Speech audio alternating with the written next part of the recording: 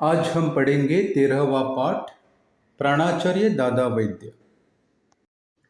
फोंडा शहर के मुख्य मार्ग पर एक पूर्णाकृति प्रतिमा दिखाई देती है। क्या आप जानते हैं कि यह किसकी प्रतिमा है? प्रतिमा यानी स्टैचू। यह है दादा वैद्य की प्रतिमा। गोवा के प्रसिद्ध चिकित्सक दादा वैद्य को कौन नहीं जानता। दादा का जन्म 8 सितंबर 1859 को फोंडा तालुका के केरी गांव में वैद्य परिवार में हुआ। उनका असली नाम था रामचंद्र। उस समय गोवा में शिक्षा की अधिक सुविधाएं नहीं थी, इसलिए दादा की पढ़ाई घर में ही हुई। लेकिन पिताजी की बीमारी के कारण उन्हें पढ़ाई बीच में ही छोड़नी पड़ी। उनको पिताजी का वैद्यक व्यवसाय संभालना पड़ा। इस तरह लोगों का इलाज करते करते 20 साल गुजर गए। यहाँ पर हमने देखा कि दादा वैद्य का जन्म 8 सितंबर 1859 में हुआ। तो उस कालखंड में गोवा में पोर्तुगीजों का राज था। गोवा में उस समय रेल मार्ग बनाने का काम चल रहा था। मजदूर और अन्य कर्मचारियों के लिए 3-4 दवाखाने खोले गए। इन दवाखानों के मुख्य वैद्य थे डॉक्टर माधवराव जोगलेकर। दादा को इनके साथ काम करने का मौका मिला। जोगलेकर जी के मार्गदर्शन में दादा ने बहुत कुछ सीखा। अपने जीवन में दादा ने अनेक बीमार लोगों की सेवा की, उनको जीवन दान दिया। दीन दलितों को वे मुफ्त दवाइयाँ देते थे। जरूरत पड़ने पर पैसों से मदद भी करते थे। असाध्य रोग से पीड़ित कई लोग अंतिम उपचार के लिए दादा के पास आते थे और दादा उन्हें रोग मुक्त कर देते थे। वे आयुर्वेद में निपुण थे। आयुर्वेद की प्रवीणता के लिए बंबई के पोपट प्रभुराम आयुर्वेदिक कॉलेज ने उन्हें प्राणाचार्य उपाधि से सम्मानित किया। गोवा में वे धन्वंतरी नाम से विख्यात हुए। उन्होंने परम बोध और हलत कुंकू जैसी पत्रिकाएं निकाली। वे जड़ी बूटियों से दवा भी बनाते थे।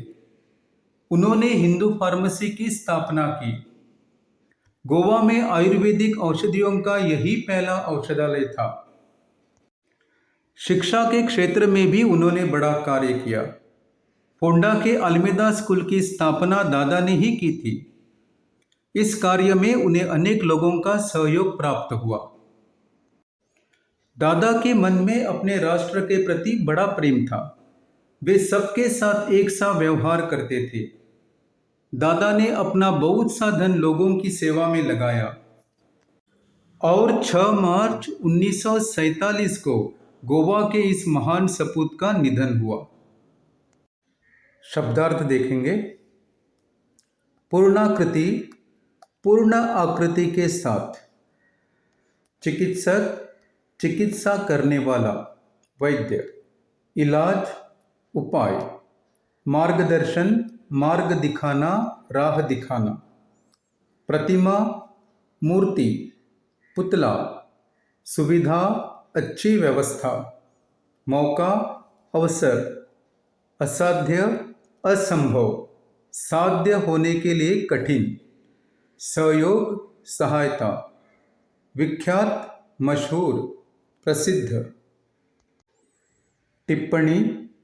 प्राणाचार्य आयुर्वेद की प्रवीणता के लिए दी जाने वाली उपाधि। आयुर्वेद वनस्पति औषधियों पर आधारित एक प्राचीन चिकित्सा विज्ञान। अभ्यास क्रमांक 1, रिक्त स्थानों की पूर्ति करो। पहला, दादा वैद्य का असली नाम था रामचंद्र। गोवा में उस समय रेल मार्ग बनाने का काम चल रहा था। तीसरा वाक्य, दीन दलितों को दादा मुफ्त में दवाइयाँ देते थे।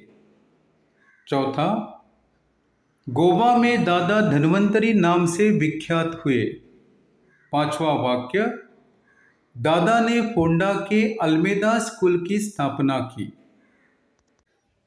अभ्यास क्रमांक 2, एक एक वाक्य में उत्तर लिखो। दादा वैद्य का जन्म कब हुआ था?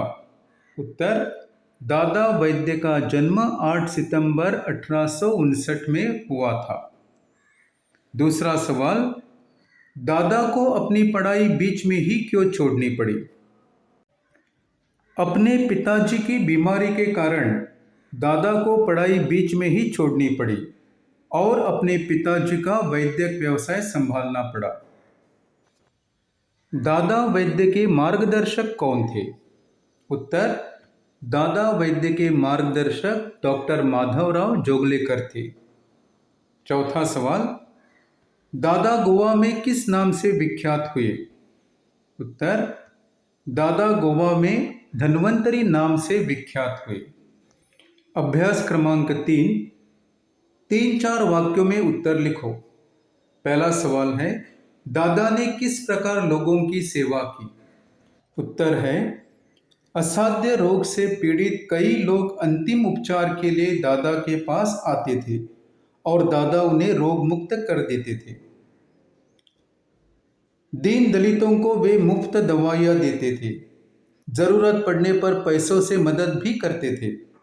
अपने जीवन में दादा ने अनेक बीमार लोगों की सेवा की, उनको जीवदान दिया।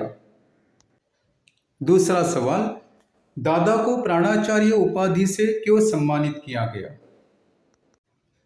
दादा आयुर्वेद में निपुण थे। आयुर्वेद की प्रवीणता के लिए बंबई के पोपट प्रभुराम आयुर्वेदिक कॉलेज ने उन्हें प्राणाचार्य उपाधि से सम्मानित किया। तीसरा सवाल, शिक्षा के क्षेत्र में दादा ने कौन सा कार्य किया? उत्तर, शिक्षा के क्षेत्र में भी उन्होंने बड़ा कार्य किया। फोंडा के अल्मेदा स्कूल की स्थापना दादा ने ही की थी। इस कार्य में उन्हें अनेक लोगों का सहयोग प्राप्त हुआ। अभ्यास क्रमांक 4, कोष्ठक में दिए शब्दांशों की सहायता से नमूने के अनुसार वाक्य पूर्ण करो। नमूना है, मापसा डैश शिवोली 10 किलोमीटर दूर है। कोष्ठक में दिए हुए शब्द है, कारक है ने, से और को। तो यहाँ पर उत्तर होगा मापसा से शिवोली 10 किलोमीटर दूर है। पहला वाक्य है, माँ घर में है। दूसरा, मारिया ने मछली खरीदी। तीसरा, पेड़ पर बंदर बैठा है। चौथा, इरफान की बहन मुंबई गई। पांचवा, राजू को काजू पसंद है। छठा, पिताजी सोहन के लिए गेंद लाए। धन्यवाद बच्चों, आशा करता हूं कि आप पूरा पाठ समझे होंगे।